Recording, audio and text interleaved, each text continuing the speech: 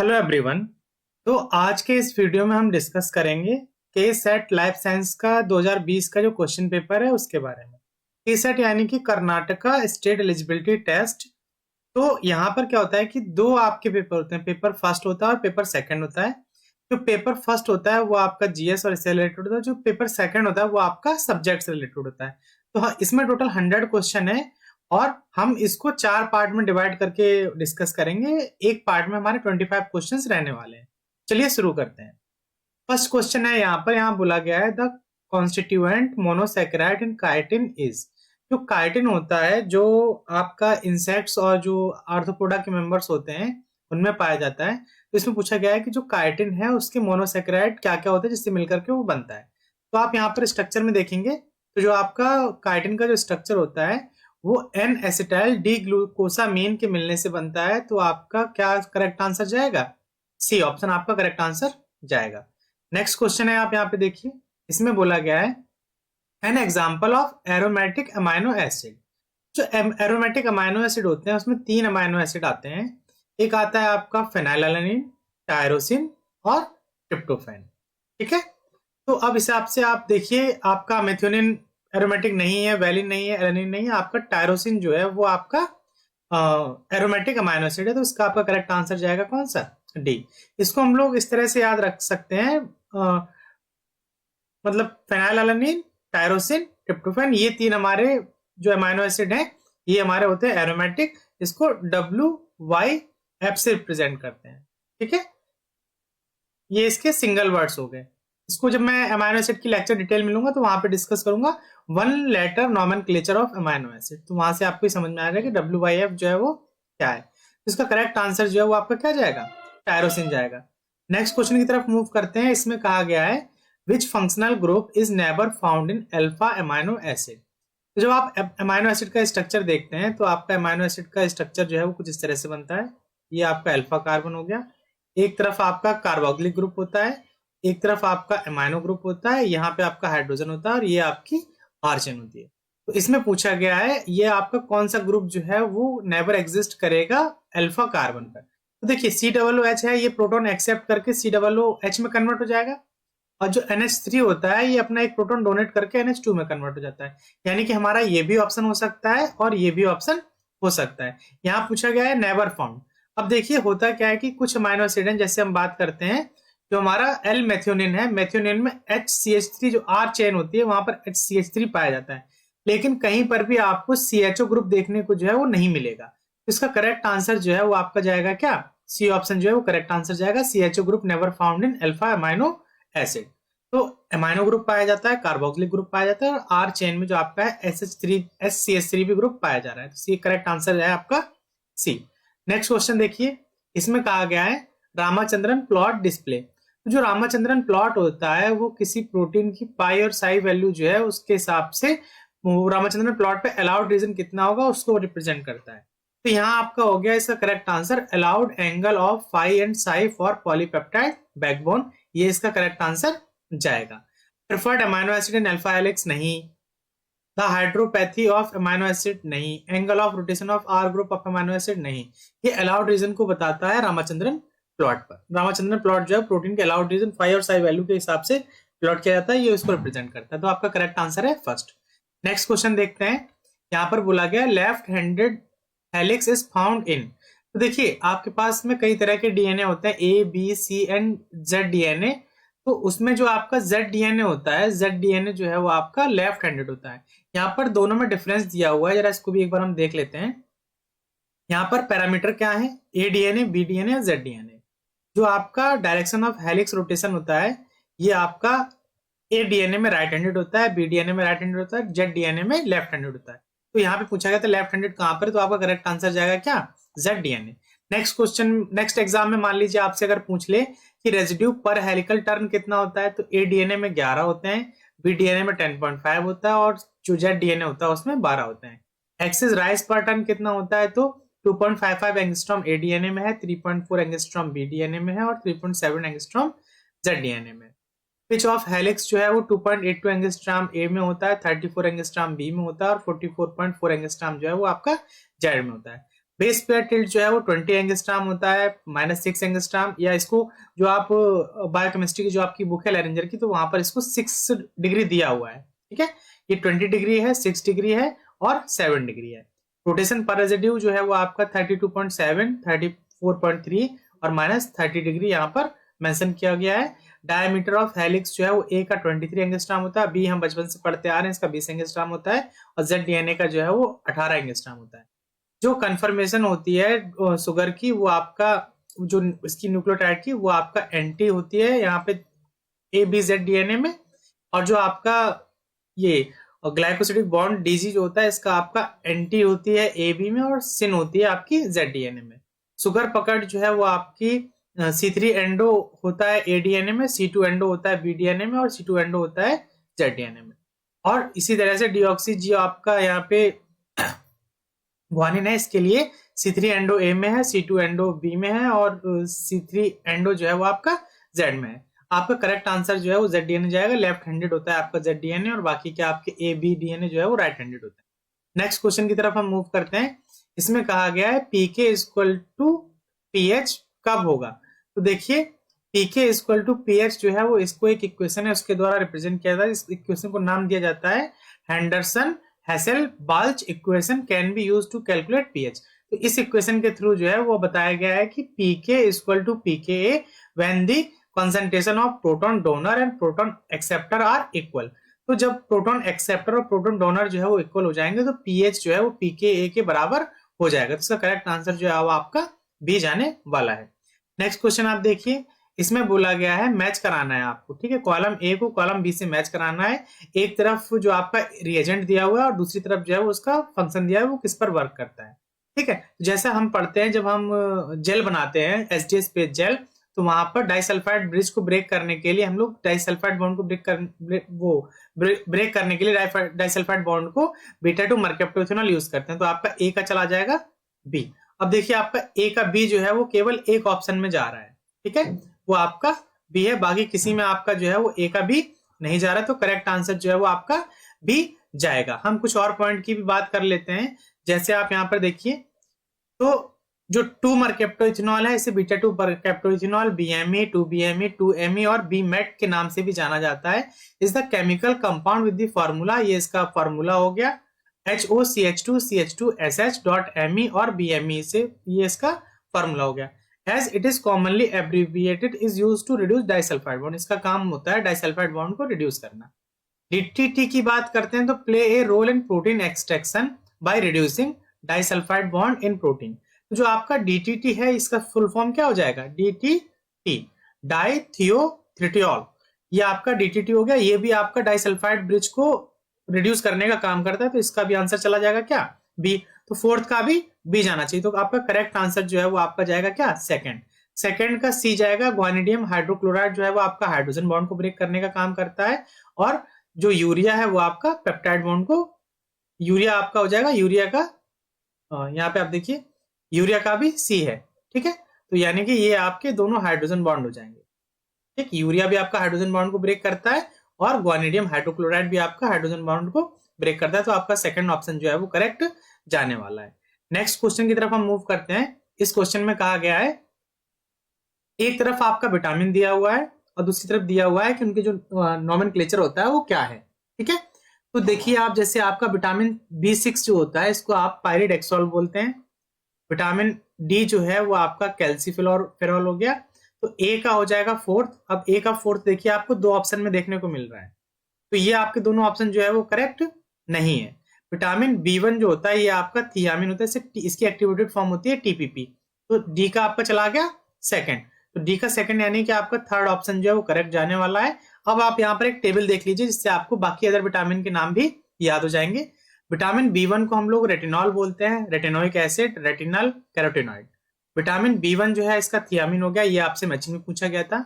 B2 को हम लोग राइबोफ्लेविन बोलते हैं। B3 आपका नियासिन हो सकता है, निकोटिनामाइड, नियासिनामाइड, निकोटिनिक एसिड, इस नामों से जाना जाता है। विटामिन B6 जो है, B5 जो है वो आपका पेंटाथिनोइक एसिड हो गया।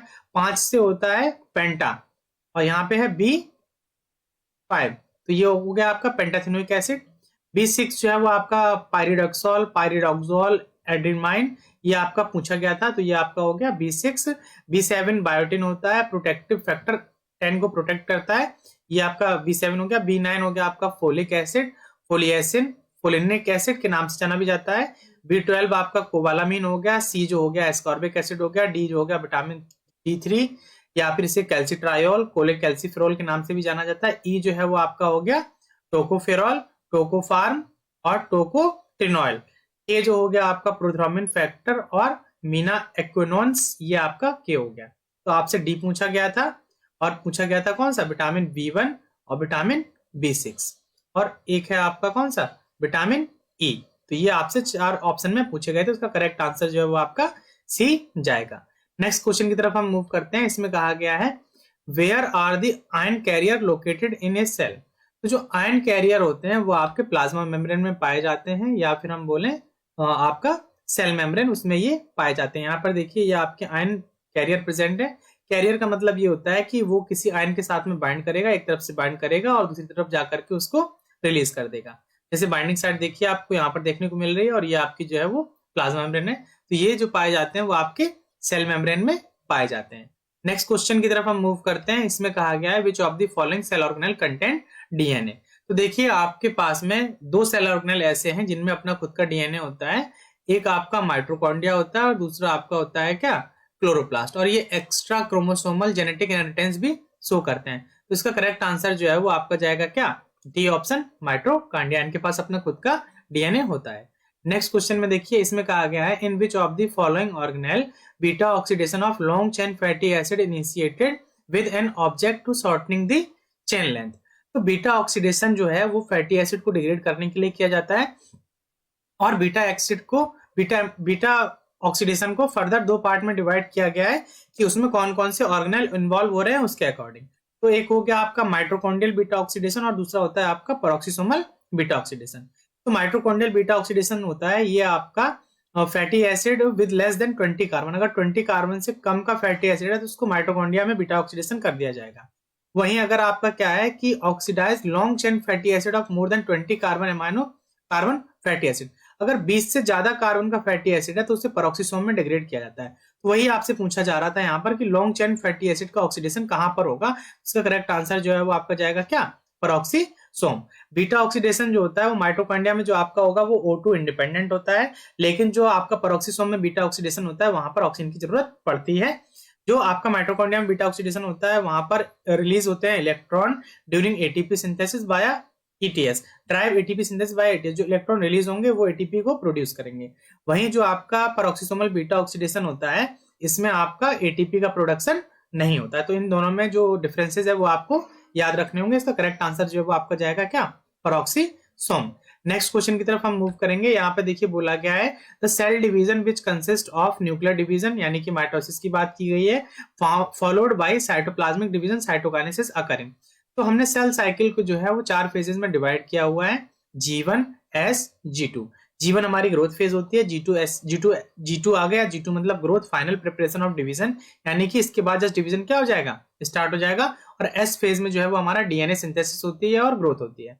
तो उसके बाद आती है हमारी एम फेज। एम फेज को हम लोग माइटोटिक फेज भी बोलते हैं। इसको हम लोग फर्दर 5 फेजेस में डिवाइड करते हैं। एक आपका हो गया प्रोफेज, मेटाफेज, एनाफेज और टेलोफेज, ये 4 फेज हो गए। और दूसरा आपका आता है साइटोकाइनेसिस। तो एम फेज जो है इसमें आपका न्यूक्लियर डिवीजन होता है। तो करेक्ट आंसर जो है वो आपका जाएगा क्या, डी।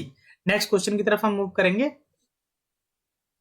इसमें बोला गया है which of the following pair matches with membrane transport process and its primary function. तो यहाँ पर मैंने स्टार्ट मार्क किया हुआ है क्योंकि ये क्वेश्चन जो है वो थोड़ा डाउटफुल है। अब देखिए इसमें पूछा क्या क्या है गया है। एक्सोसाइटोसिस, एक्सो मतलब होता है बाहर की तरफ और साइटोसिस मतलब सेल से। The movement of macromolecule into the cell, नहीं तो आउटसाइड द सेल होगा। तो ये ऑप्शन आपका गलत है। Pinocytosis the uptake of water and solute into the cell.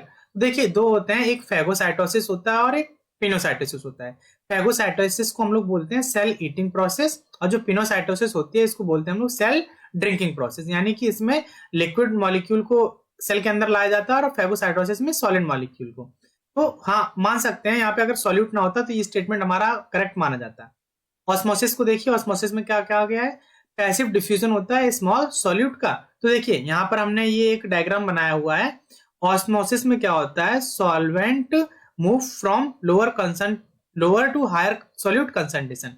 तो इसमें क्या होता है कि जो हमारा सॉल्वेंट होता है, जैसे हमारा यहाँ पे वाटर सॉल्वेंट है, तो हमारा सॉल्वेंट मूव करता है ना कि सॉलिड मूव करता है। तो ये स्टेटमेंट यहाँ पे सॉल्यूट लिखने की वजह से आपका जो है वो सही नहीं है, लेकिन इसको स्टार हमने इसलिए मार्क किया है क्योंकि आयोग ने इसी ऑप्शन को जो है वो करेक्ट माना है। फैगोसाइटोसिस जो है वो secretion of large particles from the cell, तो सेक्रीशन नहीं, सेल के अंदर लाना, यानी कि absorption of large particle from the cells. तो ये आपके दो स्टेटमेंट जो है वो 100% गलत है, और ये आपका आयोग ने माना है सी ऑप्शन करेक्ट। तो इस हिसाब से आप का आंसर जो है वो सी जाएगा। लेकिन अभी भी ये इसमें मुझे सारे ऑप्शन ही गलत लग रहे हैं। अगर हम यहाँ पे सॉल्यूट हटा दें तो ये स्टेटमेंट हमारा जो है वो करेक्ट हो जाएगा, और अगर हम यहाँ पर सॉल्वेंट कर दें तो ये सी ऑप्शन हमारा करेक्ट हो जाएगा। अब सॉल्यूट और सॉल्वेंट में क्या डिफरेंस है, जरा इसको समझ लीजिए। देखिए यहाँ पर हो गया नमक, नमक को हम घोलते हैं किसमें, पानी में। तो घोलने वाला, जिसको जो घोल रहा है किसी चीज को, वो आपका सॉल्वेंट कहलाएगा, और जो घुल रहा है वो आपका कहलाएगा क्या, सॉल्यूट। तो ये चीज आपको ध्यान रखनी है। नेक्स्ट क्वेश्चन की तरफ हम मूव करेंगे। यहाँ पर बोला गया है the core of nucleosome consist of. जब अभी हम कुछ दिन पहले एमपी का पेपर डिस्कस कर रहे थे तो वहां पर भी सेम क्वेश्चन ही पूछा गया था। जो न्यूक्लियोसोम का कोर जो होता है, ऑक्टामर होता है, उसमें 8 आपके जो हिस्टोन वेरिएंट होते हैं, तो उसमें आपका H2A, H2B, H3, H4 इन सबकी दो सब यूनिट होती हैं। तो आपका जो करेक्ट आंसर जो है वो आपका जाएगा क्या, H2A, H2B, H3, H4। तो आपका जो बी ऑप्शन जो है वो करेक्ट आंसर जाएगा। चलिए नेक्स्ट क्वेश्चन देखते हैं। इसमें कहा गया है the concept of pH homeostasis is. तो यहाँ पर देखिए पीएच होमोस्टेसिस की बात की गई है माइक्रोब्स के रिस्पेक्ट में। तो पीएच होमोस्टेसिस क्या है, जरा इसको आप समझ लीजिए। तो bacterial pH homeostasis is the process by which bacteria maintain a narrower range of internal pH than the pH outside the cell. यानी कि एक ये बैक्टीरिया है, ये इसका फ्लैजिला हो गया, ठीक है, थोड़ा बैक्टीरिया मोटा हो गया है खाके। तो यहाँ पर इसका आउटसाइड का पीएच जो है मान लीजिए वो आपका 6.7 है। तो ये अपने अंदर के पीएच को भी 6.7 मेंटेन रखने की कोशिश करता है। तो इसे हम लोग नाम देते हैं पीएच होम्योस्टेसिस। तो दोनों का बाहर का और अंदर का जो पीएच है वो एक जैसा होना चाहिए, इसे ही पीएच होम्योस्टेसिस कहा गया है। तो the ability of the microbes to control its internal pH, हाँ ये ऑप्शन सही है। The ability of microbes to control its external pH. तो भैया ये माइक्रोब है, ये बाहर कितने सारे पीएच को कैसे मेंटेन करेगा, तो ये ऑप्शन जो है हमारा गलत है। The ability of the microbes to grow on acidic pH, नहीं। The ability of microbes to grow on alkaline pH, नहीं। तो इसका करेक्ट आंसर जो है वो आपका ए जाएगा। ये अपने इंटरनल पीएच को मेंटेन करता है अकॉर्डिंग टू जो इसका एनवायरमेंट बाहर की तरफ दिया हुआ है। नेक्स्ट क्वेश्चन हम देखेंगे। इसमें कहा गया है a metabolic pathway that involve part of the Krebs cycle. उस मेटाबॉलिक पाथवे का नाम पूछ रहा है जिसमें क्रेब साइकिल का भी कुछ पार्ट जो है वो इन्वॉल्व होता है, plus 2 unique enzyme malate synthase and isocitrate lyase is. और 2 यूनिक एंजाइम पाए जाते हैं जिनका नाम है मैलेट सिंथेज और आइसोसिट्रेट लाइज। तो मैंने आपको मेटाबॉलिज्म में ग्लाइऑक्सिलेट पाथवे पढ़ा रखा है। जब आप यूट्यूब पर जाएंगे और प्लेलिस्ट में जाकर के मेटाबॉलिज्म में देखेंगे तो आपको वहां पर ग्लाइऑक्सिलेट पाथवे मिल जाएगा। इसमें आप देख पा रहे हैं कि आपका पाथवे जो है वो टीसीए से ही मतलब बाइफर्केट होकर के बना हुआ है, और डिटेल में वहां पर इसको डिस्कस किया गया। इसमें 2 यूनिक एंजाइम होते हैं। एक आपका हो गया आइसोसिट्रेट लाइज जो 2 पार्ट में ब्रेक करने का काम करता है। देखिए आपको यहाँ दिख रहा है आइसोसिट्रेट लाइज, ये आइसोसिट्रेट को ग्लाइऑक्सिलेट और सक्सिनेट में डिवाइड करता है। और वहीं दूसरा है आपका मैलेट सिंथेज। मैलेट सिंथेज जो है वो आपका बना देगा क्या, मैलेट। तो ये 2 यूनिक एंजाइम इसमें पाए जाते हैं। तो आपका करेक्ट आंसर जो है वो आपका जाएगा क्या, ग्लाइऑक्सिलेट साइकिल। नेक्स्ट क्वेश्चन की तरफ मूव करेंगे। इसमें कहा गया है the maximum coiling of the chromosome is observe during. तो जो मैक्सिमम कॉइलिंग होती है क्रोमोसोम की वो आपकी मेटाफेज ऑफ माइटोसिस में देखी जाती है। तो आपका करेक्ट आंसर जो है वो आपका जाएगा क्या, बी ऑप्शन। नेक्स्ट क्वेश्चन की तरफ देखेंगे। बोला गया है during replication the long strand of DNA in a cell's nucleus get tangled. Tangled मतलब क्या हुआ कि मान लो ये एक डीएनए और ये दूसरा डीएनए आपस में क्या हुए, उलझ गए, making it harder for a cell to read genes. जब ये डीएनए उलझ गया तो वो कठिन हो गया कि सेल जो है वो उस जीन को अच्छे से रीड कर पाए। But enzyme can prevent tangling. लेकिन इन 4 में से कौन सा वो एंजाइम है जो बस इस टेंगलिंग, इस उलझेपन को सुलझा सकता है, ठीक है। तो यहाँ पर जो आपका डीएनए टोपोआइसोमरेज होता है ये इसका करेक्ट आंसर जाएगा। टोपोआइसोमरेज का काम क्या होता है कि जैसे मान लीजिए ये डीएनए है, ठीक है, इसमें मान लीजिए कॉइलिंग हो गई है, तो ये यहाँ पे आपका इस डीएनए को कट करेगा और इसको सुलझा देगा। देखिए यहाँ पे उलझा हुआ था ये पूरा, लेकिन इसने यहाँ पे इसको क्या किया, सुलझा दिया। तो इस तरह से ये जो टोपोआइसोमरेज है वो स्ट्रैंड में ब्रेक करता है। टोपोआइसोमरेज 1 जो होता है वो डीएनए के एक स्ट्रैंड में ब्रेक करेगा, और जो टोपोआइसोमरेज 2 होता है वो डीएनए के दोनों स्ट्रैंड में ब्रेक करके डीएनए की जो इंटेंगलिंग है, जो टेंगलिंग है, उसको सुलझाने का काम करता है। नेक्स्ट क्वेश्चन की तरफ हम देखेंगे। इसमें कहा गया which of the following are the non coding RNA. देखिए दो तरह के आरएनए होते हैं, एक कोडिंग आरएनए होता है, दूसरा नॉन कोडिंग आरएनए होता है। कोडिंग आरएनए वो आरएनए होते हैं जिससे प्रोटीन बनेगी, यानी कि हमारी सेल में जो है वो कोडिंग आरएनए होता है एमआरएनए। उसके अलावा बाकी जो आरएनए होते हैं वो हमारे नॉन कोडिंग आरएनए होते हैं। तो एमआरएनए जहां जहां आपको मिल जाए तो वो आपका क्वेश्चन आंसर जो है वो गलत जाएगा। तो एमआरएनए यहाँ पर है तो ये हमारा आंसर नहीं होगा, ये भी नहीं होगा, ये भी नहीं होगा। तो करेक्ट आंसर जो है हमारा डी जाएगा। इसमें आपका आरआरएनए, एमआईआरएनए एंड टीआरएनए जो है ये सारे नॉन कोडिंग आरएनए। आप जरा इसको भी यहाँ डायग्राम में देख लीजिए। तो नॉन कोडिंग आरएनए जो है वो आपके दो तरह से हो गए। एक आपका हो गया रेगुलेटरी नॉन कोडिंग आरएनए, और दूसरा हो गया आपका house keeping non coding RNA. इसमें आपका जो हाउस कीपिंग है, यानी कि जो नॉर्मल सेल को सर्वाइव करने के लिए जरूरी होते हैं, वो आपका टीआरएनए, एसएनआरएनए, आरआरएनए और एसएनओआरएनए, ये आपके house keeping non coding RNA हो गए। वहीं आपका रेगुलेटरी आरएनए में आपका लीनियर में आपका LNC RNA, SNC RNA, SNC RNA मतलब यानी कि ये आपका हो गया एमआईआरएनए, एसआईआरएनए और पीवीआरएनए। ठीक है, ये आपके नॉन कोडिंग आरएनए हो गए। नेक्स्ट क्वेश्चन की तरफ, अब इसकी एक इमेज और है, उसको भी जरा आप देख लीजिए। यहाँ पर देखिए इसमें उसी को डिटेल में बता दिया है कि ये जो रेगुलेटरी आरएनए है वो अगर 200 न्यूक्लियोटाइड से मतलब शॉर्ट होंगे तो उसका कंडीशन क्या होगा, तो उसमें आपका एमआई, एसआई, पीवी और एससीए आरएनए आ जाएगा। और अगर 200 न्यूक्लियोटाइड से लॉन्ग होंगे तो उसमें आपका लिंक आरएनए, सीआईआरसी आरएनए, ईआरएनए और नेट, ये आपका हो गया रेगुलेटरी आरएनए। ठीक है, नेक्स्ट क्वेश्चन देखिए। इसमें बोला गया है in the final step of protein synthesis the folding of many protein is made more efficient by a special class of protein. उसका नाम पूछ रहा है। ठीक है, तो आप देखिए यूबिक्यूटिन का काम होता है, ये प्रोटीन के ऊपर यूबिक्यूटिन लगा देता है जिसकी वजह से उस प्रोटीन को डिस्ट्रॉय कर दिया जाता है। प्रोटीज वो होते हैं जो प्रोटीन को डिग्रेड करने का काम करता है। तो ये दोनों ऑप्शन हमारे नहीं जाएंगे। अब बात फंसती है गैल पॉल फ्यूजन प्रोटीन पर और चेपरॉन्स पर, तो इन दोनों में से हमारा वो एक ऑप्शन जाना चाहिए। अब हम देख लेंगे कि पहले के गैल पॉल फ्यूजन प्रोटीन क्या है। तो gag pol fusion protein is a polyprotein that's product of translational read through between the gag, pol and pol coding sequence.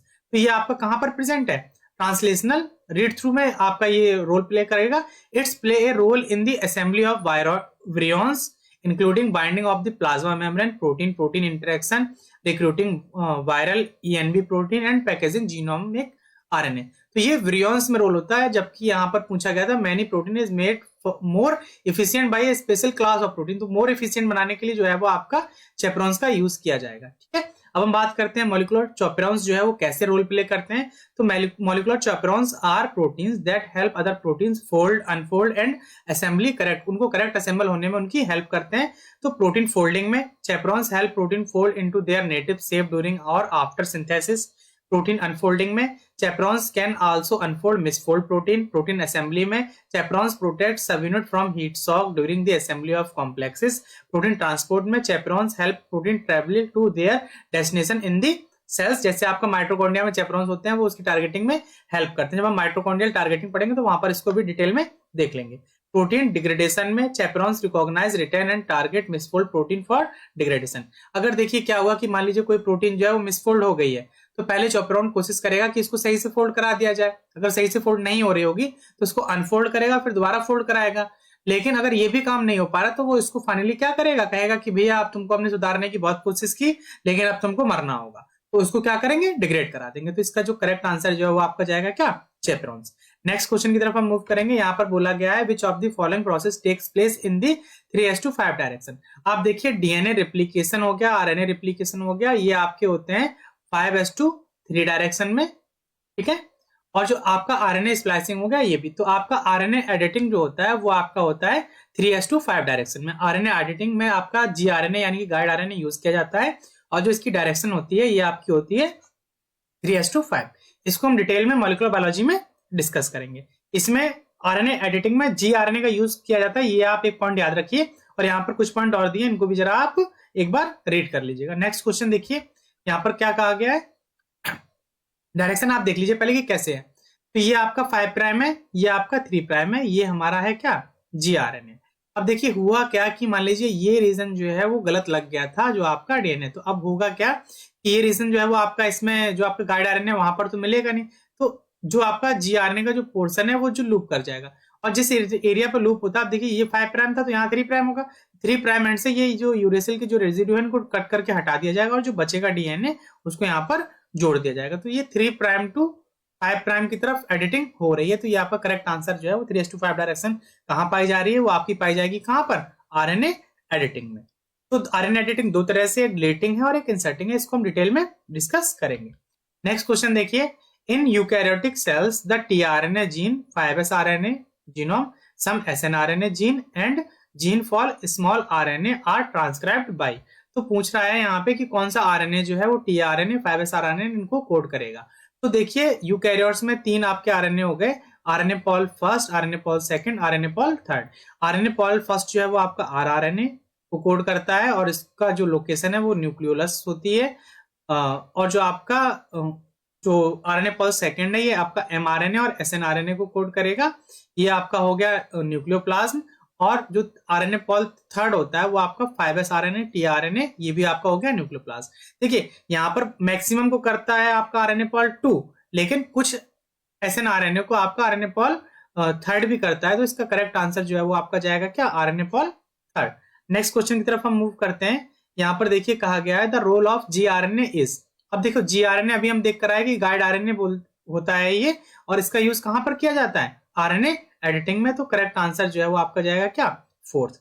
Next question देखिए, यहाँ पर बोला गया है DNA repair pathway that can repair the damage used by large changes in the structure of DNA double helix is called. DNA double helix में large changes आ गए हैं तो उनको दूर करना है, तो इसको दूर करने के लिए हम लोग क्या करते हैं, जो न्यूक्लियोटाइड एक्साइजेशन रिपेयर होता है उसका यूज किया जाता है। ये बल्कि अडक्ट्स एंड क्रॉस लिंक्स को हटाने का या रिपेयर करने का काम करते हैं। और जब न्यूक्लियोटाइड एक्साइजेशन रिपेयर फेल हो जाता है तो उसकी वजह से एक डिजीज हो जाती है जिसे हम लोग नाम देते हैं क्या, जीरोडर्मा पिगमेंटोसा। ये क्वेश्चन जो है वो आपका जो आपका ये क्या नाम एमपीपीएससी का जो सेट का एग्जाम था वहां पर पूछा गया था। नेक्स्ट क्वेश्चन की तरफ हम देखेंगे। यहाँ पर बोला गया है fermentation of 1 molecule of glucose to ethanol and CO2 require कितने ऑक्सीजन के मॉलिक्यूल चाहिए जब ग्लूकोज से इथेनॉल बन रहा है। तो देखिए होता क्या है, जो आपका फर्मेंटेशन होता है वो आपका एनारोबिक कंडीशन में होगा, यानी कि ऑक्सीजन वहां पर नहीं होगी। तो उस कंडीशन में आपको 0 ऑक्सीजन मॉलिक्यूल की जरूरत होगी। तो करेक्ट आंसर जो है वो आपका जाएगा क्या, सी। तो आज हमने इस पूरे लेक्चर में 25 क्वेश्चन डिस्कस कर लिए हैं। अगर ये क्वेश्चंस या जो आपका ये सेशन था अगर ये आपको अच्छा लगा हो तो इसे लाइक करिए, और आप कमेंट करके अपने जो आपकी किस एग्जाम से रिलेटेड आपको क्वेश्चंस के सॉल्यूशंस चाहिए तो वो आप कमेंट करके बता सकते हैं। तो हम कोशिश करेंगे कि उस पर जल्दी हम वीडियो बना सकें। अगर अभी तक आपने चैनल को सब्सक्राइब नहीं किया हुआ है तो चैनल को सब्सक्राइब कर लीजिए ताकि फ्यूचर में आने वाले वीडियोस के अपडेट आपको मिलते रहें। और आप इस लेक्चर को अपने फ्रेंड्स के साथ में भी शेयर कर सकते हैं ताकि उनको भी इसके बारे में नॉलेज हो सके। और आप हमारे टेलीग्राम ग्रुप पर ज्वाइन कर सकते हैं, वहां पर अगर आपको कोई भी प्रॉब्लम है या कोई क्वेश्चन समझ में नहीं आ रहा है तो वो आकर के आप डिटेल में डिस्कस कर सकते हैं। जल्दी हम मिलेंगे किसी नए वीडियो के अपडेट के साथ में, तब तक के लिए हमारे साथ जुड़े रहिए। धन्यवाद।